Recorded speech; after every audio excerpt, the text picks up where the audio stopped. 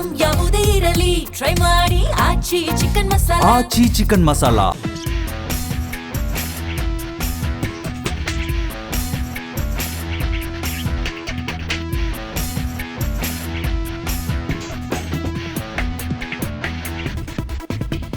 Hi hello ನಮಸ್ತೆ, G Kannada ನ್ಯೂಸ್ಗೆ ಸ್ವಾಗತ. ನಾನು ಯಶೋಧ ಪೂಜಾರಿ. ವೀಕ್ಷಕರೇ, ಇವರು ನಮ್ಮ ಕನ್ನಡದ ಹೆಮ್ಮೆಯ ಪುತ್ರ ಅಂತಲೇ ಹೇಳಬಹುದು.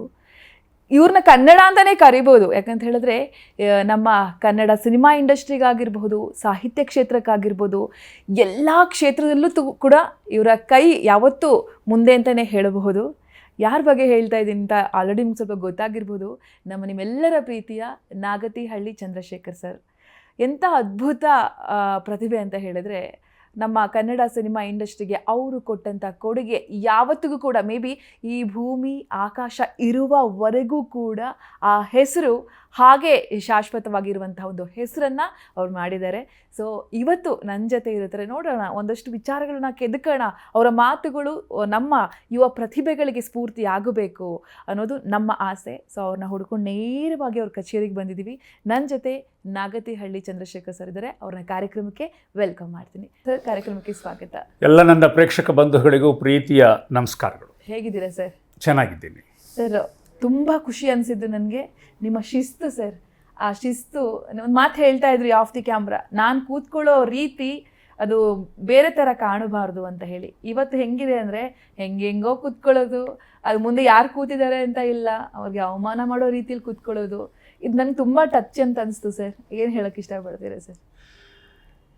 ಇದೆಲ್ಲ ನಮ್ಮ ಕಿರಿಯರು ಗಮನಿಸಬೇಕಾದ್ದು. ನಮಗೆ ಹಿರಿಯರಿದ್ದರು, ರಾಜ್ಕುಮಾರ್ ಅವರಿದ್ದರು. ವಿನಯ ಅನ್ನೋದನ್ನು ಅನೇಕ ವಿಷಯಗಳಲ್ಲಿ ನಾನು ಅವ್ರನ್ನ ಕುತೂಹಲದಿಂದ ಗಮನಿಸ್ತಿದ್ದೆ. ಸಾರ್ವಜನಿಕ ಜೀವನದಲ್ಲಿ ಅದು ಬೇಕು. ಖಾಸಗಿಯಾಗಿ ಎಲ್ಲರಿಗೂ ಚಿಕ್ಕ ಪುಟ್ಟ ತೊಂದರೆಗಳು, ದೌರ್ಬಲ್ಯಗಳಿರಬಹುದು. ಸಾರ್ವಜನಿಕವಾಗಿ ನಡ್ಕೊಳ್ಳುವಾಗ ನಮ್ಮ ಮಾತು, ನಮ್ಮ ವರ್ತನೆ ಹೀಗಿರಬೇಕು ಅಂತ ಒಂದು ಇರುತ್ತೆ. ನಾನು ಬೀಯಿಂಗ್ ಎ ಟೀಚರ್, ರೈಟರ್, ನಾನು ಕೆಲವು ಶಿಸ್ತನ್ನು ಪಾಲಿಸ್ತೀನಿ. ಸಮಯಕ್ಕೆ ಸಂಬಂಧಪಟ್ಟದ್ದು, ನೈರ್ಮಲ್ಯಕ್ಕೆ ಸಂಬಂಧಪಟ್ಟದ್ದು, ಭಾಷೆಗೆ ಸಂಬಂಧಪಟ್ಟು ಇವೆಲ್ಲ ತುಂಬ ಮುಖ್ಯ.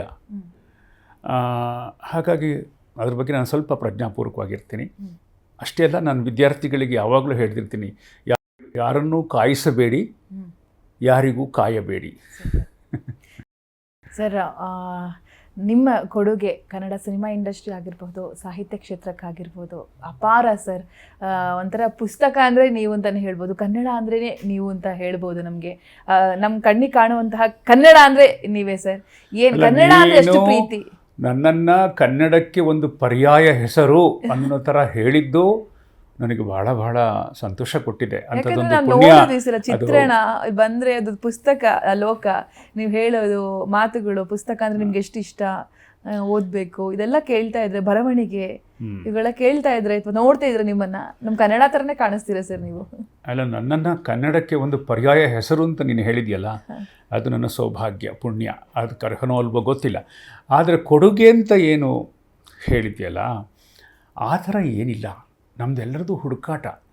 ಯಾರ್ಯಾರೋ ಯಾವ್ಯಾವುದೋ ರೀತಿ ಬದುಕನ್ನು ಹುಡುಕ್ತಿರ್ತಾರೆ. ನನ್ನ ಹುಡುಕಾಟದಲ್ಲಿ ನನಗೆ ಒಂದಷ್ಟು ಕೆಲಸ ಮಾಡೋಕ್ಕೆ ಸಾಧ್ಯ ಆಯಿತು. ಅದಕ್ಕೆ ಕೊಡುಗೆ, ಅದು ಮಹತ್ವದ ಕೊಡುಗೆ, ಅದೆಲ್ಲ ಐ ಡೋಂಟ್ ನೋ. ಇಲ್ಲ ಸರ್, ಓದಿದಷ್ಟು ಮುಗಿಲಿಲ್ಲ.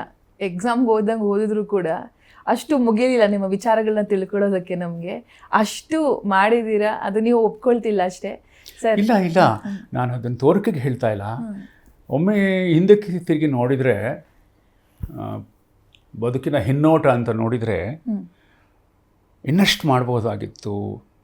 ಎಷ್ಟು ಬೇಡದ ವಿಷಯಗಳಿಗೆ, ಬೇಡದ ವ್ಯಕ್ತಿಗಳಿಗೆ ಸಮಯ ಕೊಟ್ಬಿಟ್ವಿ, ಬೇಡದ ಘಟನೆಗಳಿಗೆ ಒಡ್ಕೊಂಡಿವಿ ಅಂತ ಯೋಚನೆ ಮಾಡಿದಾಗ ಅದು ನನ್ನ ಕೈಲಿ ಇರಲಿಲ್ಲ ಅಂತ ಇಟ್ಕೊ. ಆದರೆ ಸಾಮಾನ್ಯವಾಗಿ ನಮ್ಮನ್ನು ನಾವು ಆತ್ಮಾವಲೋಕನ ಮಾಡಿಕೊಂಡಾಗ ಯಾವಾಗಲೂ ಅನಿಸೋದು ಮೊದಲನೇದು ಅತೃಪ್ತಿ. ಅಂದರೆ ಇನ್ನಷ್ಟು ಮಾಡ್ಬೋದಾಗಿತ್ತು, ಇನ್ನಷ್ಟು ಕೆಲಸ ಮಾಡ್ಬೋದಾಗಿತ್ತು. ಯಾಕೆಂದರೆ ಒಂದೇ ಸಲ ಬರೋದು ಬದುಕಿನಲ್ಲಿ. ನಾನು ನಾಗತಿಹಳ್ಳಿ ಚಂದ್ರಶೇಖರ ಅಂತ ಇಲ್ಲಿ ಬರೋದು ಒಂದೇ ಸಲ. ಆಗ ಬಂದಾಗ ನಾವು ಎಷ್ಟು ಕೆಲಸ ಮಾಡ್ತೀವಿ ಅಷ್ಟು ಮುಖ್ಯ. You cannot go back and come back again. ಈ ರಂಗಮಂದಿರದಲ್ಲಿ ಎಂಟ್ರಿ, ಎಕ್ಸಿಟ್. ಎಂಟ್ರಿ ಆಯಿತು, ಇನ್ನು ಎಕ್ಸಿಟಿಗೆ ಮುಂಚೆ ಏನು ಆಟ ಆಡ್ತೀವಿ ಆಡಪ್ಪ ಅಂತ. ಇಲ್ಲ, ಒಂದು ನಿಮಿಷ ಒಳಗಡೆ ಹೋಗಿ ಬರ್ತೀನಿ, ಮತ್ತೆ ರೀಸ್ಟಾರ್ಟ್ ಮಾಡ್ತೀನಿ ಅಂತಂದರೆ ಜೀವನ ಇಲ್ಲ. ಅದೊಂದು ರಿಯಾಲಿಟಿ. ಆ ದೃಷ್ಟಿಯಿಂದ ನೋಡಿದಾಗ ಇನ್ನಷ್ಟೇನೋ ಯೋಚನೆ ಮಾಡ್ಬೋದು, ಇನ್ನಷ್ಟೇನೋ ಮಾಡ್ಬೋದಾಗಿತ್ತು, ಇನ್ನಷ್ಟು ಸಿನಿಮಾ ಮಾಡ್ಬೋದಾಗಿತ್ತು, ಇನ್ನಷ್ಟು ಪುಸ್ತಕ ಬರೀಬೇಕಾಗಿತ್ತು, ನನ್ನ ಗ್ರಾಮ ನಾಗಚೇಳಿಗೆ ಇನ್ನೂ ಎಷ್ಟೋ ಕೆಲಸ ಮಾಡ್ಬೋದಾಗಿತ್ತು, ಸಾಕಾಗಲಿಲ್ಲ ಮಾಡಿದ್ದು, ಬರೀಬೇಕಾದ ಪುಸ್ತಕ, ಮಾಡಬೇಕಾದ ಸಿನಿಮಾಗಳು ಯಾವಾಗಲೂ ಕಾಡ್ತಾ ಇರುತ್ತೆ. ಸರ್, ಮಂಡ್ಯದ ಪುಟ್ಟ ಹಳ್ಳಿ ನಾಗತಿಹಳ್ಳಿ, ಅಲ್ಲಿ ಇದ್ದಂತಹ ಪುಟ್ಟ ಹುಡುಗನಿಗೆ 8ನೇ ತರಗತಿಯಲ್ಲಿರುವಾಗಲೇ ಆಸೆ, ಅವಾಗಲೇ ಬರವಣಿಗೆ. ಸರ್, ಆ ಆಸೆ ಮೂಡಿದ್ದು ಹೇಗೆ, ಯಾಕೆ? ಆ ಹುಡುಗ ಕಂಪ್ಲೀಟ್ ಅದಕ್ಕೆ 2 ಮುಖ್ಯ ಕಾರಣ ಅನಿಸುತ್ತೆ ನಾನು ಹಿಂದೆ ನೋಡಿದಾಗ. ಒಂದು ಅಪ್ಪ ಅಮ್ಮ, ಯಾಕೆಂದರೆ ಇಬ್ಬರು ಟೀಚರ್ ಆಗಿದ್ರು. ಆಮೇಲೆ ಅಮ್ಮ ಆ ಕೆಲಸನ ಬಿಡಿಸ್ಬಿಟ್ಟು ಪಾಪ ಅವ್ರನ್ನ ಕೃಷಿಗೆ ಹಾಕಿಬಿಟ್ರು ಅಪ್ಪ. ಬಟ್ ಇಬ್ಬರು ಅಕ್ಷರ ಪ್ರಪಂಚದವರು. ನನಗೆ ಮೊದಲು ವರ್ಣಮಾಲೆ ತಿದ್ದಿಸಿದ ಅಮ್ಮ, ಅಪ್ಪ, ಅದು ಅಕ್ಷರ ಜಗತ್ತಿಗೆ ತೆರೆಕೊಳ್ತು. 2ನೇ ಎಲಿಮೆಂಟು, ನಮ್ಮ ಹಳ್ಳಿನಲ್ಲಿ ಬ್ರಿಟಿಷರು ಪ್ರಾರಂಭ ಮಾಡಿದ ಒಂದು ಶಾಲೆ. ಈಗ 101 ವರ್ಷ ಅದಕ್ಕೆ. ಹೋದ ವರ್ಷ ಅಷ್ಟೇ ಶತಮಾನೋತ್ಸವ ಮಾಡಿದ್ವಿ. ಆ ಶಾಲೆ ಬಹುಶಃ ಹೆದ್ದಾರಿ ಪಕ್ಕದ ಹಳ್ಳಿಗೊಂದು ಶಾಲೆ, ಯಾರೋ ಬ್ರಿಟಿಷ್ ಅಧಿಕಾರಿ ಅಥವಾ ಅವತ್ತಿದ್ದಂತಹ ಸ್ಥಳೀಯ ಅಧಿಕಾರಿಗಳು, ನನ್ನ ಗ್ರಾಮದ ಜನ ಸೇರಿ ಒಂದು ಶಾಲೆ ಪ್ರಾರಂಭ ಮಾಡಿದ್ರಲ್ಲ, ಅದು ನನಗೆ ಒಂದು ಪ್ರಪಂಚವನ್ನು ತೆರೀತು. ಈ 2 ಕಾರಣಕ್ಕೆ ನಾನು ಅಕ್ಷರಗಳಿಗೆ ಬೇಗ ಸಿಕ್ಕಿಕೊಂಡೆ. ಅಕ್ಷರಗಳಿಗೆ ಸಿಕ್ಕಿದ್ರಿಂದ ಅದು ಸಾಹಿತ್ಯದ ಕಡೆ ಕರ್ಕೊಂಡು ಹೋಯಿತು. ಕೆಲವರಿಗೆ ಕೆಲವು ಅವ್ರದ್ದೇ ಶಕ್ತಿಗಳಿರುತ್ತೆ. ಆ ಶಕ್ತಿಗಳನ್ನು ನಾವು ಸಕಾಲದಲ್ಲಿ ಶೋಧಿಸ್ಕೋಬೇಕು. ಈಗ ನಿನಗೇನೋ ಒಂದು ಕೆಪಾಸಿಟಿ ಇದೆಯಲ್ಲ, ನಿನಗೆ ಫಸ್ಟ್ ಗೊತ್ತಾಗಬೇಕು. ಬೇರೆಯವ್ರು ಹೇಳೋದೊಂದು ಇರುತ್ತೆ, ನಮಗೆ ಗೊತ್ತಾಗಬೇಕು. ನನಗೆ ಗೊತ್ತಾಯಿತು, ನಾನು ಈ ದಾರಿಯಲ್ಲಿ, ಈ ಜಾಡಿನಲ್ಲಿ ಹೋದರೆ ನನಗೇನೋ ಸಿಗತ್ತೆ ಅಂತ. ಸೊ ನನ್ನದು ಮೊದಲು ಅಕ್ಷರ ಯಾತ್ರೆ, ಅನಂತರ ಬಿಂಬಗಳು ಬಂದದ್ದು, ಅಂದರೆ ಸಿನಿಮಾ ಬಂದದ್ದು. ಸೊ ಅಕ್ಷರ ಮತ್ತು ಬಿಂಬ ಸಾಂಗತ್ಯ ಇದೆಯಲ್ಲ, ಅಕ್ಷರ ಮತ್ತು ಬಿಂಬಗಳ ಸ್ನೇಹ, ಆ ಪ್ರಯೋಗ ತಡವಾಗಿ ಶುರುವಾದದ್ದು. ಬಟ್ ಅಕ್ಷರಗಳೇ ನನ್ನ ಮೊದಲ ತವರು. ಬರವಣಿಗೆ, ಕಥೆಗಳು, ಮುಖ್ಯವಾಗಿ ಕಥೆ ನನಗೆ ಇಷ್ಟವಾದಂಥ ಸಾಹಿತ್ಯ ಪ್ರಕಾರ. ನಾನು ತುಂಬ ಎಂಜಾಯ್ ಮಾಡಿದ್ದೀನಿ ಕಥೆ ಬರೆಯೋದನ್ನು. ಕಥೆ ಓದುಗರು, ಕಥೆಯ ಓದುಗರ ಪ್ರವಾಹದೋಪಾದಿಯ ಅಭಿಮಾನ, ಪತ್ರಗಳು, I really enjoyed as A story teller, story writer. Super sir, ಈಗ ಕೂತ್ಕೊಂಡು ನೋಡುವಾಗ ಅಲ್ಲಿಂದ ಶುರುವಾದ ಜರ್ನಿ ಇವತ್ತು ಇಲ್ಲಿದೆ, ಇಲ್ಲಿ ಇವತ್ತು ಮಾತಾಡ್ತಾ ಇದ್ದೀವಿ. ಐ ಥಿಂಕ್ ನೀವು ಬರವಣಿಗೆ ಶುರು ಮಾಡಿದಾಗ ಅಥವಾ ಸಿನಿಮಾಗಳು ಶುರು ಮಾಡಿದಾಗ ನಾವು ಹುಟ್ಲೇ ಇಲ್ಲ. ಇವತ್ತು ನಮಗೊಂದು ಅವಕಾಶ ಸಿಕ್ಕಿದೆ, ನಿಮ್ಮಂಥ ಇಷ್ಟು ಸಾಧನೆ ಮಾಡಿರುವಂಥ ಸಾಧಕನನ್ನು ಮಾತನಾಡಿಸುವಂಥ ಒಂದು ಅವಕಾಶ. ಈಗ ಇಲ್ಲಿ ಕೂತು ಯೋಚನೆ ಮಾಡುವಾಗ ಏನೆಲ್ಲ ನೆನಪಿಗೆ ಬರುತ್ತೆ ಸರ್ ನಿಮ್ಗೆ? ಸುಮ್ಮನೆ ಕೂತ್ಕೊಂಡಿದ್ದೀರಾ, ಇದು ನಾನು ಹೇಳ್ಕೊಬೇಕು, ಈ ಮಾತುಗಳು ಯುವ ಪ್ರತಿಭೆಗಳಿಗೆ ಅಥವಾ ಯುವಕರಿಗೆ ಸ್ಫೂರ್ತಿ ಆಗಬಹುದು, ನಾನು ಹೇಳ್ತೀನಿ ಅಂತಂದರೆ ಏನು ಹೇಳೋದಕ್ಕೆ ಇಷ್ಟಪಡ್ತೀರಿ ಸರ್? ಏನೇನು ನೆನಪು? ನನಗೆ ಮೊದಲನೇದಾಗಿ ಉಪದೇಶಾತ್ಮಕವಾಗಿ ಮಾತಾಡೋದು ಕಷ್ಟ. Preaching is not good and it's not worth also. ಯಾಕೆಂದರೆ ಇವತ್ತಿನ ಜಗತ್ತಿಗೆ ಯಾವ ಉಪದೇಶವನ್ನು ಕೇಳಿಸ್ಕೊಳ್ಳೋ ಸಹನೆ ಇಲ್ಲ, ತಾಳ್ಮೆ ಇಲ್ಲ. ಹೂ ಕೇರ್ಸ್ ಅಂತಾರೆ. ನಾನು ಒಂದು ಸ್ಕೂಲನ್ನು ನಡೆಸ್ತಾ ಇದ್ದೀನಿ, ಸಿನಿಮಾ ಶಾಲೆನ. ಅದರಿಂದ ನನಗೆ ಚೆನ್ನಾಗಿ ಗೊತ್ತಾಗುತ್ತೆ. ಇದಲ್ಲದೇ ನಾನು ಬೇರೆ ಕಡೆ ಪಾಠ ಮಾಡೋಕ್ಕೆ ಹೋಗ್ತಿರ್ತೀನಿ. ಆದರೆ ಕಿರಿಯರಿಗೆ ಕಿವಿ ಮಾತು ಅಂತ ಹಂಚ್ಕೋಬೋದಷ್ಟೇ. ಕಿವಿ ಮಾತು ಅಂತ ನಾನು ಹಂಚ್ಕೊಳ್ಳುವಾಗ ನಾನು ಅತ್ಯಂತ ವಿನಯದಿಂದ ಹೇಳಲಿಕ್ಕೆ ಇಷ್ಟಪಡ್ತೇನೆ. ಯಾಕೆಂದರೆ ನಾನು ವಿದ್ಯಾರ್ಥಿನೇ. ನನಗೇನೇ ದೊಡ್ಡ ಪಠ್ಯಗಳನ್ನು ನೀವು ಕೊಟ್ಟರು ಕೂಡ ನನ್ನ ಒಳಗೆ ಗೊತ್ತು, I am a student of life, I am a student of cinema ಅಂತ. ಆ ದೃಷ್ಟಿಯಿಂದ ನಾನು ಯಾವಾಗಲೂ ನನ್ನ ಕಿರಿಯ ಮಿತ್ರರಿಗೆ ಹೇಳೋದು, try to understand yourself. ನಿಮ್ಮನ್ನು ನೀವು ಚೆನ್ನಾಗಿ ಅರ್ಥ ಮಾಡಿಕೊಳ್ಳಿ. ಆಮೇಲೆ ನಿಮಗೆ ಒಂದು ಶಕ್ತಿ ಇರುತ್ತೆ. ನಿಸರ್ಗ ಪ್ರತಿಯೊಬ್ಬರಿಗೂ ಒಂದಲ್ಲ ಒಂದು ಶಕ್ತಿಯನ್ನು ಕೊಟ್ಟಿರುತ್ತೆ. ಆ ಶಕ್ತಿ ಕೇವಲ ದೈಹಿಕ ಸ್ವರೂಪದಲ್ಲಿರಲ್ಲ, ಮಾನಸಿಕ ಸ್ವರೂಪದಲ್ಲಿರುತ್ತೆ, ಸೃಜನಶೀಲತೆಯಿಂದ ಕೂಡಿರುತ್ತೆ, ಸೃಜನೇತರವಾಗಿರುತ್ತೆ. ಒಬ್ಬ ಒಳ್ಳೆಯ ಬಿಸ್ನೆಸ್ಮನ್ ಆಗೋದು ಕೂಡ ಒಂದು ಶಕ್ತಿ, ಒಬ್ಬ ಒಳ್ಳೆಯ ಪೊಲಿಟಿಷಿಯನ್ ಆಗೋದು ಒಂದು ಶಕ್ತಿ, ಒಬ್ಬ ಕ್ರೀಡಾಪಟು ಆಗೋದು, ಒಬ್ಬ ಸಂಗೀತಕಾರನಾಗೋದು, ಒಬ್ಬ ನಟನ ಆಗೋದು, ಸಾಹಿತಿ ಆಗೋದು, ವಾಟ್ ಎವರ್ ಇಟ್ ಈಸ್, ಆ ಶಕ್ತಿನ ನಾವು ಹುಡುಕೋಬೇಕು, ಗ್ರಹಿಸ್ಕೋಬೇಕು. ಕೆಲವರಿಗೆ ಗಾಡ್ ಫಾದರ್ಸ್ ಅಂತಿರ್ತಾರೆ, ಪರಿಸರ ಇರುತ್ತೆ, ಸಪೋರ್ಟ್ ಅಂತ ಇರುತ್ತೆ, ಅವರು ಅದೃಷ್ಟವಂತರು. ಆದರೆ ಬಹಳಷ್ಟು ಜನಕ್ಕೆ ಆ ಅದೃಷ್ಟ ಇರಲ್ಲ, ನನ್ನಂಥವ್ರಿಗೆ. ಆಗ ನಮ್ಮನ್ನು ನಾವು ಕಂಡುಕೊಳ್ಳೋದು ಒಂದನೇದು. ಆ ಕಂಡುಕೊಂಡ ದಾರಿಯಲ್ಲಿ ಪ್ರಯಾಣ ಸ್ಟಾರ್ಟ್ ಮಾಡೋದು ಎರಡನೇದು. ಅತ್ಯಂತ ಮುಖ್ಯವಾದ ಮೂರನೇದು ಏನಂದರೆ ನಾನು ಹೇಳೋದು ಸಮಯ ಪ್ರಜ್ಞೆ. ಸಮಯ ಪ್ರಜ್ಞೆ ಇಲ್ಲದೇ ಇದ್ದರೆ ನಾವು ಏನನ್ನೂ ಅಚೀವ್ ಮಾಡೋಕ್ಕಾಗಲ್ಲ. ನಮ್ಮ ದೇಶದಲ್ಲಿ ದುರ್ದೈವವಶಾತ್ ನಮ್ಮ ಮುಂದೆ ಇರುವ ನಾಯಕರು, ಎಲ್ಲ ಥರದ ನಾಯಕರು, ಪೊಲಿಟಿಕಲ್ ಲೀಡರ್ಸ್, ಕಲ್ಚರ್ ಲೀಡರ್ಸ್, ಯಾರು ಸಮಯನ ಪಾಲನೆ ಮಾಡಲ್ಲ. ಮತ್ತು ಅದರ ಬಗ್ಗೆ ನಾಚಿಕೆ, ಒಂದು ಚಿಕ್ಕ ಗಿಲ್ಟ್ ಕೂಡ ಇರಲ್ಲ. 1 ಗಂಟೆ ತಡವಾಗಿ ಕಾರ್ಯಕ್ರಮಕ್ಕೆ ಬಂದ ಮನುಷ್ಯನಿಗೆ ಒಂದು ಸಣ್ಣ ಅಪರಾಧಿ ಪ್ರಜ್ಞೆ ಇರಬೇಕು. ನಾನು ನೋಡ್ತೀನಿ, ನಾನು ಒಂದೆರಡು ಕಡೆ ದೊಡ್ಡ ದೊಡ್ಡ ಸಚಿವರು ಬರೋ ತಡವಾಗಿದ್ದರಿಂದ ನಾನು ಕಾರ್ಯಕ್ರಮದಿಂದ ಬಂದುಬಿಟ್ಟಿದ್ದೀನಿ. ಅದು ನಾನು ಇರೋಕ್ಕಾಗಲ್ಲ. ಬೇಜಾರು ಮಾಡಿಕೊಂಡ್ರು ಕಾರ್ಯಕ್ರಮ. ಸಾರ್ ಮಿನಿಸ್ಟ್ರು ಬರ್ತಾರೆ, ಇರಲಪ್ಪ, ನನ್ನ ಸಮಯ ನನಗೆ ಅಮೂಲ್ಯ, ನನಗೆ ಅವ್ರ ಸಮಯ ಅವ್ರಿಗೆ ಹೆಂಗೋ ನಮ್ಮ ಸಮಯ ನಮಗೆ ಅಮೂಲ್ಯ. ಆದರೆ ಇಡೀ ಭಾರತದಲ್ಲಿ ಸಮಯ ಪ್ರಜ್ಞೆಯ ಕೊರತೆ ಅಗಾಧವಾಗಿದೆ. ಎಕ್ಸ್ಕ್ಯೂಸ್ಗಳಿರುತ್ತೆ. ಹೌದಪ್ಪ ಟ್ರಾಫಿಕ್ ಅಂತೀರಿ, ಟ್ರಾಫಿಕ್ಕಿಗೆ ಎಷ್ಟು ಬೇಕು ಅದಕ್ಕಿಂತ ಹೆಚ್ಚಿಗೆ ಸೇರಿಸಿಟ್ಕೊಳ್ಳಿ. ಅನಿರೀಕ್ಷಿತಗಳನ್ನು ಬಿಟ್ಟು, ಅನಿರೀಕ್ಷಿತಗಳು ಅಥವಾ ವೈದ್ಯಕೀಯ ತುರ್ತು ಬಿಟ್ಟರೆ ತಡವಾಗಿ ಹೋಗಬಾರ್ದು. ಎಕ್ಸ್ಕ್ಯೂಸ್ ಅಂತ ಇದ್ದೇ ಇರುತ್ತೆ. ಒಂದೇನೋ ಆಕ್ಸಿಡೆಂಟ್ ಆಯಿತು, ಮೆಡಿಕಲ್, ಅಂಥದ್ದೆಲ್ಲ ನಾನು ಪ್ರತಿಯೊಬ್ಬರೂ ಅರ್ಥ ಮಾಡ್ಕೋಬೇಕು. ಜನರಲಿ ಟೇಕನ್ ಫಾರ್ ಗ್ರಾಂಟೆಡ್ ಆಗಿದೆ. ಆ ಮಾದರಿ ಅವರು ಯಾರೋ ಪೊಲಿಟಿಕಲ್ ಲೀಡರ್ಸು, ಕಲ್ಚರ್ ಲೀಡರ್ಸ್ ಹಂಗೆ ನಡ್ಕೊಳ್ತಾರೆ ಅಂತ ನಮ್ಮ ಯುವಕರು ಕೂಡ ಅಯ್ಯೋ ಪರವಾಗಿಲ್ಲ ಅಂತ ಇದ್ದಾರೆ. ಯಾಕೆಂದರೆ ನೀವು ಎಷ್ಟು ಹಣ ಕೊಟ್ಟರು ಸಮಯವನ್ನು ಮರಳಿ ತರೋಕ್ಕೆ ಸಾಧ್ಯ ಇಲ್ಲ. ನಾನಂತೂ ಒಂದು ದಿನವನ್ನು ವಿಭಜಿಸಿಕೊಂಡು ಈ ಕ್ಷೇತ್ರಕ್ಕೆ, ಈ ಕೆಲಸಕ್ಕೆ ಇಷ್ಟು ಅಂತ ವಿಂಗಡಣೆ ಮಾಡಿಕೊಂಡು ಉಸಿರುಗಟ್ಟಿ ಕೆಲಸ ಮಾಡಿದರೂ ದಿನಕ್ಕೆ 16 ಗಂಟೆ 17 ಗಂಟೆ ಕೆಲವು ದಿವಸ ಆಗತ್ತೆ. ಅದೆಲ್ಲ ಕೆಲಸಗಳನ್ನು ಮಾಡಲೇಬೇಕಾದಂಥ ಅನಿವಾರ್ಯತೆ ನನಗಿಲ್ಲ. ಬಟ್ ಅದನ್ನು ನಾನು ಇಷ್ಟಪಟ್ಟು ಮಾಡ್ತೇನೆ. ಓದುವುದು ಕೂಡ ನನ್ನ ಬದುಕಿನ ಭಾಗ, ವ್ಯಾಯಾಮ ನಮ್ಮ ಬದುಕಿನ ಭಾಗ. ಯಾರಿಗಾದರೂ ಸಮಯ ಕೊಟ್ಟರೆ ಅವರಿಗೆ ಸಕಾಲಕ್ಕೆ ಅವ್ರನ್ನ ಭೇಟಿ ಮಾಡೋದು ಅಥವಾ ನಾವು ಹೋದಾಗ ಅವ್ರನ್ನ ಭೇಟಿ ಮಾಡೋದು ಬಹಳ ಮುಖ್ಯ. ಮೊನ್ನೆ ಒಂದು ಶಾಲಾ ಕಾರ್ಯಕ್ರಮಕ್ಕೆ ಹೋಗಿದ್ದಾಗ ಹೇಳಿದೆ, ತುಂಬ ತಡವಾಗಿ ಶುರು ಮಾಡಿದರು. ನನಗೆ ಬೇಕಾದ ಗೆಳೆಯನ ಶಾಲೆ ಅದು. ಇಡೀ ಅವರ ಕುಟುಂಬ ನಮ್ಮನ್ನು ಕರೆಸಿ 1 ಗಂಟೆ ಅವರೇ ಬಂದಿಲ್ಲ. ನಾನು 100 ಮೈಲಿಯಿಂದ ಡ್ರೈವ್ ಮಾಡ್ಕೊಂಡು ಓಡಿ ಬಂದಿದ್ದೀನಿ. ನಾನು ಹೇಳಿದೆ, ಯಾಕೆ ಹೀಗೆ ಮಾಡ್ತೀರಿ ಅಂತ. ಅವರೆಲ್ಲ ಬೇಜಾರು ಮಾಡಿಕೊಂಡ್ರು. ಸೊ ಇದನ್ನು ಒಂದು ಮಾದರಿಯಾಗಿ ಹೇಳೋದು ಏನಂತಂದರೆ, ಅನಿವಾರ್ಯ ಕಾರಣಗಳನ್ನು ಹೊರತುಪಡಿಸಿ ಸಮಯವನ್ನು ಗೌರವಿಸಿ. ನೀವು ಎಷ್ಟು ಕೋಟಿ ಹಣ ಕೊಟ್ಟರೂ ನೀವು ಕಳೆದು ಹೋದ ಸಮಯವನ್ನು ಮರಳಿ ಪಡೆಯಲಾರಿರಿ. ಇದು ಎಸ್ಪೆಷಲಿ ಇವತ್ತಿನ ಜನ್ರೇಷನ್ನು. ಶೂಟಿಂಗ್ ಇರಬಹುದು, ಕ್ಲಾಸ್ ರೂಮಿಗೆ ಬರೋದಿರಬಹುದು, ಕಚೇರಿಗೆ ಹೋಗೋದಿರಬಹುದು, ಕೊನೆಗೆ ನಿಮ್ಮ ಕುಟುಂಬದ ಜೊತೆ ನೀವು ಚೆನ್ನಾಗಿರೋ ಕಾಲ ಕಳೆಯೋದು ಕೂಡ ಒಂದು ಸಮಯ ಅಲೋಕೇಟ್ ಮಾಡ್ಕೋಬೇಕು. ಅದನ್ನು ನಾನು ಹಾಗಾಗಿ ಹೇಳ್ತಿರ್ತೀನಿ. ಇಲ್ಲೂ ನೀನು ಕೇಳಿದ್ರಿಂದ ಹೇಳ್ತೀನಿ. ಸರ್, ಬಾಲ್ಯದ ಬಗ್ಗೆ ನೆನಪು ಮಾಡ್ಕೊಳ್ಳಿ ಸರ್ ದಯವಿಟ್ಟು. ಬಾಲ್ಯ ಹೇಗಿತ್ತು ನಿಮ್ಮ ಬಾಲ್ಯ? ಏನೇನು ನೆನಪಾಗುತ್ತೆ ಎಲ್ಲ ಹೇಳಿ. ಎಷ್ಟು ತುಂಟ ನೀವು? ಕಡು ಕಷ್ಟಗಳಿತ್ತು, ಹಸಿವು ಇತ್ತು, ಅಪಮಾನಗಳಿತ್ತು, ಸಾಲ ಸೋಲಗಳಿತ್ತು. ನನ್ನನ್ನು ಯಾರೂ ಸರಿಯಾಗಿ ಅರ್ಥ ಮಾಡ್ಕೋತಿಲ್ಲ, ನಾನು ಏನು ಮಾಡಬೇಕು ಈ ಹಳ್ಳಿಯಲ್ಲಿ ಅನ್ನುವಂಥ ಏಕಾಂಗಿತನ, ಅಂತರ್ಮುಖಿ ಗುಣ ನನ್ನನ್ನು ತುಂಬ ಕಾಡ್ತಾಯಿತ್ತು. ಆದರೆ ಈಗ ಹಿಂತಿರುಗಿ ನೋಡಿದಾಗ ಅನಿಸುತ್ತೆ, ಇಡೀ ಭಾರತಕ್ಕೆ ಆ ಸಮಸ್ಯೆ ಇತ್ತು ಅಂತ. ಎಲ್ಲ ಹಳ್ಳಿಯ ಮಕ್ಕಳು ನನ್ನ ಹಾಗೆ ಇದ್ದರು.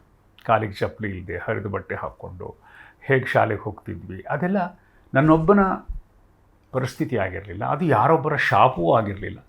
ಇಡೀ ಭಾರತ ಸ್ವತಂತ್ರೋತ್ತರ ಭಾರತದ ಆರಂಭದ ದಿನಗಳು, ಪಂಚವಾರ್ಷಿಕ ಯೋಜನೆಗಳು, ನೆಹರು ಕಾಲ, ಆ ಕಾಲದಲ್ಲಿ ಪ್ರತಿಯೊಂದು ದೇಶವನ್ನು ಕಟ್ಟುವ ಸ್ಥಿತಿಯಲ್ಲಿದ್ದರಿಂದ ಹಳ್ಳಿಗಳಲ್ಲಿ ಬಡತನ ಕಿತ್ತು ತಿಂತಾಯಿತ್ತು. ಅದಕ್ಕೆ ನಾನೂ ಕೂಡ ಒಬ್ಬ ವಿಕ್ಟಿಮ್ ಅಂತ ಹೇಳಬಹುದು. ಆದರೆ ಆ ಅನುಭವಗಳೇ ಇವತ್ತಿನ ಅನುಭವಗಳ ಜೊತೆಗೆ ಹೋಲಿಸ್ಕೊಂಡು ನೋಡಿದಾಗ, ಹೌದಲ್ಲ, ಅಲ್ಲಿಂದ ಇಲ್ಲಿವರೆಗೆ ಟ್ರಾವೆಲ್ ಮಾಡಿದ್ದೀವಿ ಅಂದರೆ we should be proud of our self. ಅಂಥದ್ದೊಂದು ಜಗತ್ತನ್ನು ದಾಟ್ಕೊಂಡು ಬಂದ್ವಲ್ಲ. ಕುಂಡದ ಗಿಡಗಳ ಹಾಗೆ ನಗರದಲ್ಲೆಲ್ಲೋ ಒಂದು ಕಡೆ ಬೆಳೆದಿದ್ದರೆ ನಮ್ಗೆ ಅನುಭವನೇ ಗೊತ್ತಿರಲಿಲ್ಲ ಅನ್ನುವಂಥದ್ದು. ಸೊ ಹಾಗಾಗಿ ನನ್ನ ಕಾಲದ ಬಡತನದ ಬಗ್ಗೆ, ದಾರಿದ್ರ್ಯದ ಬಗ್ಗೆ ನನಗೆ ಗೌರವ ಇದೆ. ಅದರ ಬಗ್ಗೆ ಅದನ್ನು ತುಂಬ ಕೆಟ್ಟ ಅನುಭವ ಅನ್ನುವಂಥ ರೀತಿಯಲ್ಲಿ ಕಹಿ ಅನುಭವ ಅಂತ ನಾನು ನೋಡಲ್ಲ. ಅದು ಕೆಟ್ಟ ಅನುಭವ, ಕಠಿಣ ಪರಿಸ್ಥಿತಿ, ಒಂದು ವಾಸ್ತವ. ಆಗಿನ ಎಲ್ಲ ಕಥೆಗಳಲ್ಲೂ ಇದೆ. ಆಗ ಬರೆದಂಥ ಅನೇಕ ಕಥೆಗಳಲ್ಲಿ, if you want to read my story from ಹದ್ದುಗಳು ಸಂಕಲನದಲ್ಲಿ, ಕೆಲವು ಕಥೆಗಳು, ನನ್ನ ಪ್ರೀತಿಯ ಹುಡುಗನಿಗೆ ಸಂಕಲನದಲ್ಲಿ ಕೆಲವು ಕಥೆಗಳು, ಅಂದಿನ ಗ್ರಾಮೀಣ ಅನುಭವಗಳನ್ನು ಎತ್ತಿಕೊಂಡು ನಾನು ಬರ್ತಿರೋವಂಥದ್ದು. ಆದರೆ ಕೆಲವು ಪ್ರಶ್ನೆಗಳು ನಮಗೆ ಆಗ ಹೃದಯಕ್ಕೆ ತಟ್ಟಿತ್ತಲ್ಲ, ಯಾಕೆ ಹೀಗೆ, ಇದು ಯಾಕೆ ಹೀಗೆ, ಸರಿ ಹೋಗೋದು ಹೇಗೆ, ಈ ಹೋಲಿಕೆ ಬೇಕು ಮನುಷ್ಯನಿಗೆ, ಇದು ಸರಿ ಇಲ್ಲ, ಇನ್ಯಾವುದೋ ಸರಿ ಇದೆ, ಇದು ಹೇಗೆ ಸರಿಯಾಗಬೇಕು, ವೆದರ್ ಇಟ್ ಇಸ್ ಸಮಾನತೆ ಅಸಮಾನತೆ ಎಲ್ಲ ಯಾಕೆ ಹೀಗೆ ಅನ್ನೋವಂಥ ಪ್ರಶ್ನೆನ ಹುಟ್ಟಾಕೋದು. ಆ ಪ್ರಶ್ನೆಯನ್ನು ಹುಟ್ಟಾಕಲಿಕ್ಕೆ ಮನುಷ್ಯ ಸೂಕ್ಷ್ಮ ಮನಸ್ಸನ್ನು ಉಳಿಯೋನಾಗಿರಬೇಕು. ಅದು ನನ್ನನ್ನು ಬರಹಗಾರನಾಗಿ ಮಾಡ್ತಿತ್ತು. ನನ್ನ ಹಳ್ಳಿಯಲ್ಲಿ ಆ ದಿನಗಳಲ್ಲಿ ಕಳೆದಂತಹ ಅನೇಕ ವಿಚಾರಗಳು ಪುಟ್ಟ ಪುಟ್ಟ ಕಥೆಗಳಾಗಿ ಕಾಣಿಸ್ಕೊಂಡಿದ್ದಾವೆ. ಆ ಕಥೆಗಳೇ ಅವುಗಳ ದ್ರವ್ಯವೇ, ಮೂಲ ದ್ರವ್ಯವೇ ನನ್ನ ಬಾಲ್ಯ ಕಥನ ಅಂತ ಹೇಳಬಹುದು. ಮತ್ತು ಈಗ ಅದ್ರ ಬಗ್ಗೆ ನನಗೆ ಅಂಥದ್ದು ಅನುಭವವನ್ನು ಆಗ ಅನುಭವಿಸುವಾಗ ಎಷ್ಟೇ ಕಷ್ಟ ಆಗಿರಬಹುದು, ಈಗ ನೆನಪು ಮಾಡ್ಕೊಳ್ಳೋದಕ್ಕೆ ಅದೆಲ್ಲ ಒಂದು ದೊಡ್ಡ ಅಸೆಟ್. ಆ ಅನುಭವ ಪ್ರಪಂಚ, ಯಾಕಂದರೆ ಬರಹಗಾರರಿಗೆ ಅನುಭವ ತುಂಬ ಮುಖ್ಯ. ಅನುಭವ ಖಂಡಿತ ಅದು ಅಭಿವ್ಯಕ್ತಿ ಆಗುತ್ತೆ. ಎಕ್ಸ್ಪೀರಿಯನ್ಸ್ ವಿಲ್ ಮೇಕ್ ಯು, ಅದನ್ನು ನೀನು ಹೇಳೋವಂಥ ಒಂದು ಎಕ್ಸ್ಪ್ರೆಷನ್ ಆಗುತ್ತೆ. ಎಕ್ಸ್ಪೀರಿಯನ್ಸಿಂದನೇ ಎಕ್ಸ್ಪ್ರೆಷನ್ ಬರೋದು. ಅನುಭವ ಇಲ್ಲದೆ ಇದ್ದವನು ಎಕ್ಸ್ಪ್ರೆಸ್ ಮಾಡಲಿಕ್ಕೆ ಏನಿರಲ್ಲ, ಮಾಡಿದರೂ ತುಂಬ ಭ್ರಾಮಕ ಅಥವಾ ಕಾಲ್ಪನಿಕ ಆಗಿರುತ್ತೆ. ಈಗ ನಾನು ಕೊಂಡು ಹೋದ ಸಿನಿಮಾ ನನ್ನ ಹಳ್ಳಿಯಲ್ಲಿ ನಡೆದ ಘಟನೆ. ಆ ಘಟನೆ ಒಬ್ಬ ಕವಿ ಇನ್ಸ್ಪೆಕ್ಟ್ರು ನಮ್ಮ ಹಳ್ಳಿಗೆ ಬಂದು ಮೋಸ ಮಾಡಿದ್ದೆಲ್ಲ ಒಂದು ಅನುಭವ. ಅದು ಮೊದಲು ಕಥೆಯಾಗಿ ಬಂತು, ಆಮೇಲೆ ಸಿನಿಮಾಗೆ ಬಂತು. ಕಥೆ ಮತ್ತು ಸಿನಿಮಾಗಳು ಎರಡರ ಮೂಲ ದ್ರವ್ಯ ಮೈ ಎಕ್ಸ್ಪೀರಿಯನ್ಸ್. ಇದೇ ಹಳ್ಳಿಯಿಂದ ಬಂದಂಥ ಅನೇಕರಿಗೆ ಕ್ರಿಯೇಟಿವ್ ಆಗಿರೋರಿಗೆ ಅದು ತುಂಬ ಅಗತ್ಯ ಆ ಅನುಭವ. ಕೆಲವರು ತಮ್ಮ ಆ ಅನುಭವಗಳನ್ನು ಮುಚ್ಚಿಡಕ್ಕೆ ಟ್ರೈ ಮಾಡ್ತಾರೆ. ನಾನು ಇಷ್ಟು ಕಷ್ಟಪಟ್ಟೆ, ನಾನು ಮೈಲಿಗಲ್ಲಿ ಬರೀತಾ ಇದ್ದೆ ಹೈವೇಗಳಲ್ಲಿ ಉದ್ದಕ್ಕೂ. ಆಗ ಮೈಲಿಗಳನ್ನು ಕೈಲಿ ಬರೆಯೋದಿತ್ತು, ಈಗೆಲ್ಲ ಡಿಜಿಟಲ್ ಬಂದಿದೆ. ನನಗೆ ಆ ಬಿಸಿಲಲ್ಲಿ ಹೋಗ್ಬೇಕಾದ್ರೆ ಇಷ್ಟು ಕಷ್ಟ ಆಗೋದು. ಆಗ ಒಂದು ಅಕ್ಷರಕ್ಕೆ 25 ಪೈಸೆ ಕೊಡೋರು. ಆ 25 ಪೈಸೆ 2 ಅಕ್ಷರ ಇರೋ ಊರು ಬಂದರೆ 50 ಪೈಸೆ. ಮಂಡ್ಯ ಬರೆದ್ರೆ 50 ಪೈಸೆ. ಚನ್ನರಾಯಪಟ್ಟಣ ಬರೆದ್ರೆ ಜಾಸ್ತಿ ಬರೋದು. ನನಗೆ ಅಂಥ ಉದ್ದವಾದ ಹೆಸರುಗಳು ಬರಲಪ್ಪ ಅಂತ ಆಸೆ ಪಡ್ತಾ ಇದ್ದೆ. ಊರ ಹೆಸರು ಉದ್ದವಾಗಿರಲಿ ಅಂತ. ಅದು ಇವತ್ತು ಎಷ್ಟು ಖುಷಿ ಕೊಡುತ್ತೆ. ಅವತ್ತು ಆ ಬಿಸಿಲು, ಒಂದು ಸೈಕಲ್ಲು, ಬಣ್ಣದ ಡಬ್ಬಿ ಅದೆಲ್ಲ ತುಂಬಿಕೊಂಡು, ಒಂದು ಬ್ಯಾಗ್ ಇಟ್ಕೊಂಡು, ಸೈಕಲ್ ಹೊಡ್ಕೊಂಡು, ಹರ್ಕಲ್ ಪ್ಯಾಂಟಲ್ಲಿ ಹೈವೇ ಉದ್ದಕ್ಕೆ ಬರ್ಕೊಂಡು ಹೋಗ್ತಾ ಇರೋ ಎಕ್ಸ್ಪೀರಿಯನ್ಸ್ ಇರುತ್ತಲ್ಲ, ಅದು ಎಷ್ಟು ಜನಕ್ಕೆ ಸಿಗುತ್ತೆ ಅದು ಆ ಥರ. ಸೊ ಅಂಥ ಅನುಭವಗಳು. ನಾನು ಫಲಕಗಳನ್ನು ಬರೀತಿದ್ದೆ, ಅಂಗಡಿಗಳ ಮುಂದೆ, ಥಿಯೇಟ್ರಲ್ಲಿ ಕೆಲಸ ಮಾಡ್ತಿದ್ದೆ, ಸೈನ್ ಬೋರ್ಡ್ಸ್ ಬರೀತಿದ್ದೆ, ಮೈಲಿಕಲ್ ಬರೀತಿದ್ದೆ. ನಾನು ಯಾವ ಚಿತ್ರಮಂದಿರಗಳಲ್ಲಿ ಸೈನ್ ಬೋರ್ಡ್ ಬರೀತಿದ್ದೆ, ದಿನವಹಿ 3 ಪ್ರದರ್ಶನಗಳು, ರಾಜ್ಕುಮಾರ್ ಭಾರತಿ 3 ಆಟ ಅಂತ ಬರೀತಿದ್ದೆ. ಆ ಚಿತ್ರಮಂದಿರಗಳಲ್ಲಿ ನಾನು ನಿರ್ದೇಶಕನಾದ ಮೇಲೆ ನನ್ನ ಸಿನಿಮಾ 100 ದಿನ ಓಡಿದೆ. ಸೂಪರ್. ಆ ಥರದ 2 ಎಕ್ಸ್ಟ್ರೀಮನ್ನು ನನ್ನ ಲೈಫಲ್ಲಿ ನೋಡಿದ್ದೀನಿ. And I am so happy to my life. ಅದನ್ನು ಕೊಟ್ಟಂಥ ಈ ಜೀವನಕ್ಕೆ ನನಗೆ ಅದರ ಬಗ್ಗೆ ನನಗೆ ತುಂಬ ಧನ್ಯತೆ ಇದೆ, ಸಾರ್ಥಕತೆ. ಪೋಷಕರು ನಿಮ್ಮ ಬರವಣಿಗೆಗಳನ್ನು ಹೇಗೆ ಸಂಭ್ರಮಿಸ್ತಾ ಇದ್ರು ಸರ್? ಈಗ ಬರೆದಾಗ ತಗೊಂಡು 100% ನಾವು ಬಾಲ್ಯದಲ್ಲಿದ್ದಾಗ ಏನೋ ಬರ್ದ್ವಿ, ಅವ್ರಿಗೆ ಓದು ಬರುತ್ತೆ ಅಂತ ತಗೊಂಡೋಗಿ ತೋರಿಸ್ತಿದ್ವಿ, ನೋಡಿ ನಾನು ಬರೆದಿದ್ದೀನಿ ಅಂತ ಹೇಳಿ. ನೀವು ಅವ್ರಿಗೆ ತಗೊಂಡೋಗಿ ತೋರಿಸಿದ್ದು, ಅವ್ರು ಸಂಭ್ರಮಿಸಿದ್ದು ಆ ದಿನಗಳನ್ನ ಮೆಲುಕು ಹಾಕ್ಬೋದಾ ಅಂತ ಹೇಳಿ? 3-4 ಥರ ಪ್ರತಿಕ್ರಿಯೆ. ಫಸ್ಟ್ ಕತೆ ಬರೆದಾಗ ಶಾಲೆಯಲ್ಲಿ ಸಂಭ್ರಮಿಸಿ ಒಬ್ಬರು ಮೇಷ್ಟ್ರು ಎಲ್ಲರನ್ನು ಕೂಡ ಹಾಕಿ ಕತೆ ಓದಿಸಿ ಬೆಂತಟ್ಟಿ ಶಾಲೆಗೆ ಅರ್ಧ ದಿನ ರಜಾ ಕೊಟ್ಟು, ನೋಡ್ರೋ ಕತೆ ಬರೆದಿದ್ದಾನೆ, ನಮ್ಮ ಶಾಲೆ ಹೆಸರು ಹಾಕಿದ್ದಾರೆ, ವಿದ್ಯಾರ್ಥಿಗಳ ಇದರಲ್ಲಿ ಬರೋದು, ವಿಭಾಗದಲ್ಲಿ ಸ್ಪರ್ಧೆ ನೋಡ್ರು ಅಂತ. ಆ ಥರದಿತ್ತು ಒಂದು ಕೈಂಡ್ ಆಫ್ ಟೀಚರ್ಸ್. ಎಲ್ಲ ಟೀಚರ್ಸ್ ಅಲ್ಲ, ಬೇರೆ ಬಹಳಷ್ಟು ಟೀಚರ್ಸ್ಗಳಿಗೆ ಸಾಹಿತ್ಯೇತರ ಆಸಕ್ತಿ ಇರುತ್ತೆ. ಯಾರೋ ಭೂಗೋಳ ಪಾಠ ಮಾಡೋನಿಗೆ ಅದೇನೋ ಕತೆ ಬರೆದಿದ್ದಾನಂತೆ ಅಂತಿರುತ್ತೆ. ಕೆಲವು ಮೇಷ್ಟ್ರಿಗಿರೋದು, ಅದರಲ್ಲೂ ಕೂಡ 2 ಗುಂಪಿತ್ತು. ನಾಟ್ ದಟ್ ಎಲ್ಲ ಟೀಚರ್ಸು ಬಂದು ಎನ್ಕರೇಜ್ ಮಾಡಿದ್ರು ಅಂತ ಅಲ್ಲ. ಕೆಲವರಿಗೆ ಏನೋ ಬರೀತಿದ್ದಾನಪ್ಪ ಪರವಾಗಿಲ್ಲ ಅಂತ. ಕುಟುಂಬಕ್ಕೆ ಬಂದರೆ, ನಮ್ಮ ಕುಟುಂಬದಲ್ಲಿ ನಮ್ಮ ತಾಯಿಗೆ ನನ್ನ ಬಗ್ಗೆ ತುಂಬ ಅಭಿಮಾನ ಇತ್ತು. ಅಕ್ಷರ ಕಲಿಸಿದ್ರು. ತಂದೆಯವರು ಮೌನಿಯಾಗಿ ನನ್ನನ್ನು ಬೆಂಬಲಿಸ್ತಾ ಇದ್ರು, ಏನೋ ಪ್ರಯತ್ನ ಮಾಡ್ತಿದ್ದಾನೆ ಅಂತ. ನನ್ನ ಅಕ್ಕ, ಈಗ ಅವರು ಪುಷ್ಪಾ ನಾಗತಿಹಳ್ಳಿ ಅಂತ, ಆಕೆನೂ ಅನೇಕ ಪುಸ್ತಕಗಳನ್ನು ಬರೆದಿದ್ದಾರೆ.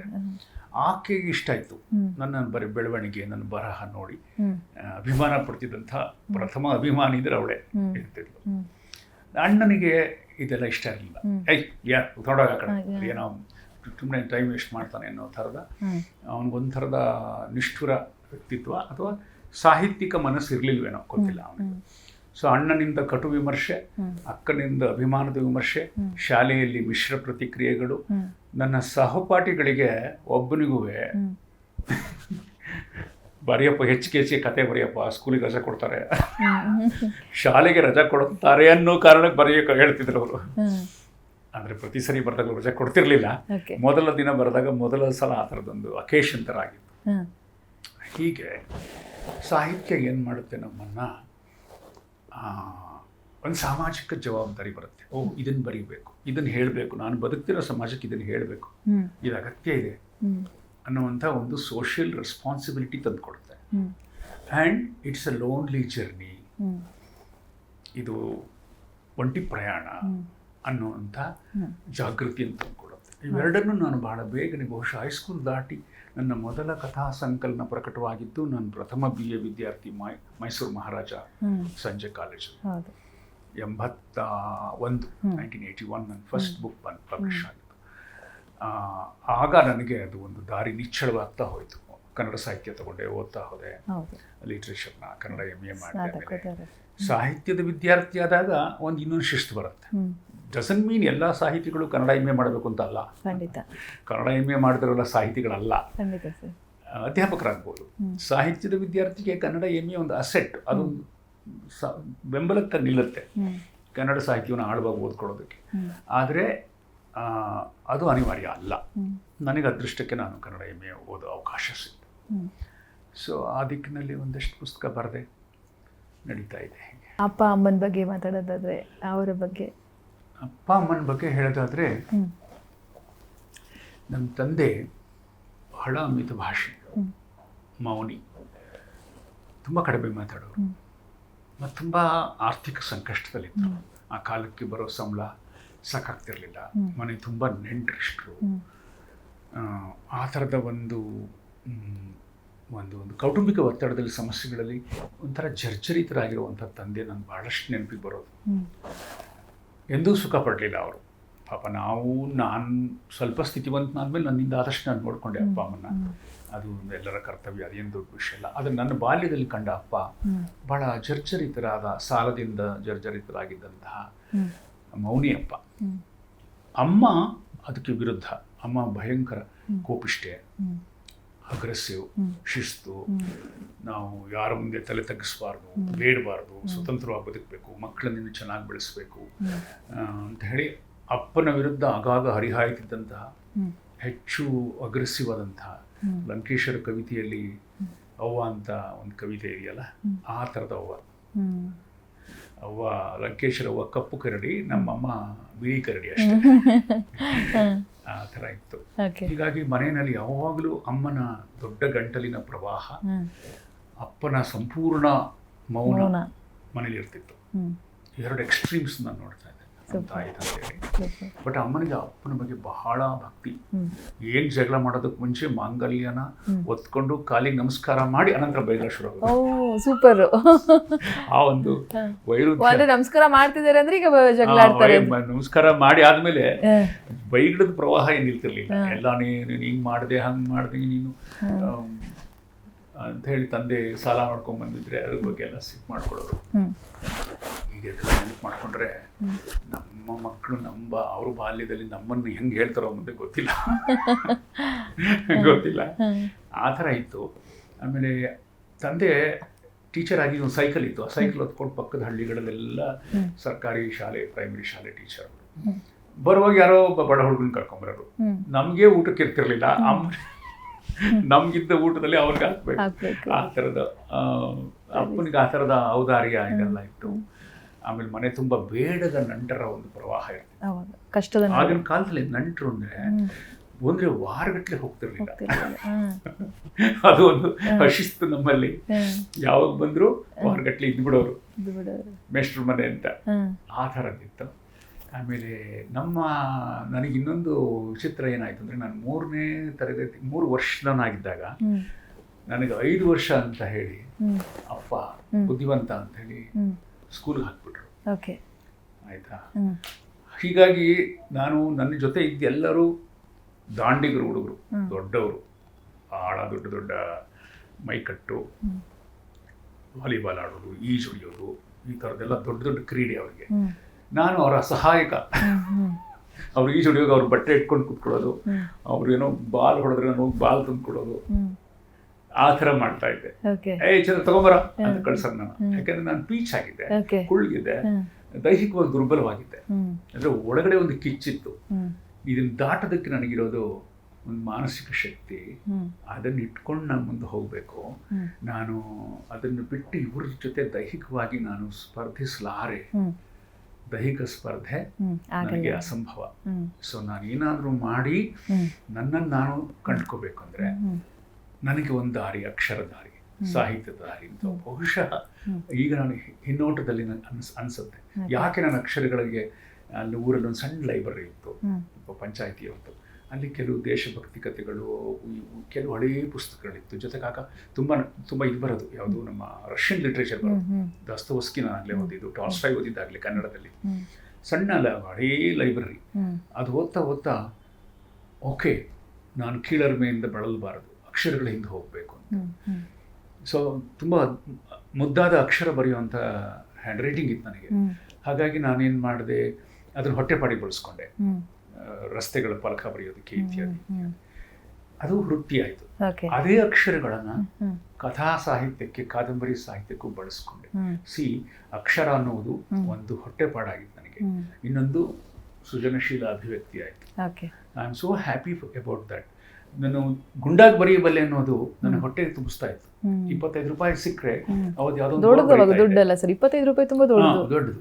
ಅದನ್ನೇ ಒಂದು ಸಣ್ಣ ಕಥೆಯಾಗಿ ಬರೆಯೋದಕ್ಕೂ ಕೂಡ ಅದೇ ಅಕ್ಷರ, ಕೈ ಬರಹ, ಒಂದು ಇಂಗ್ಲೆಂಡ್ ಲೆಟ್ರು ಅಥವಾ 4 ಕಾಗದದ ಹಾಳೆ, ಒಂದು ಪೆನ್ ಸಾಕಿತ್ತು, ಮತ್ತು ಸಣ್ಣ ಒಂದು ಸ್ಟ್ಯಾಂಪ್ ಹಚ್ಚಿ ಕಳಿಸುವಂಥ.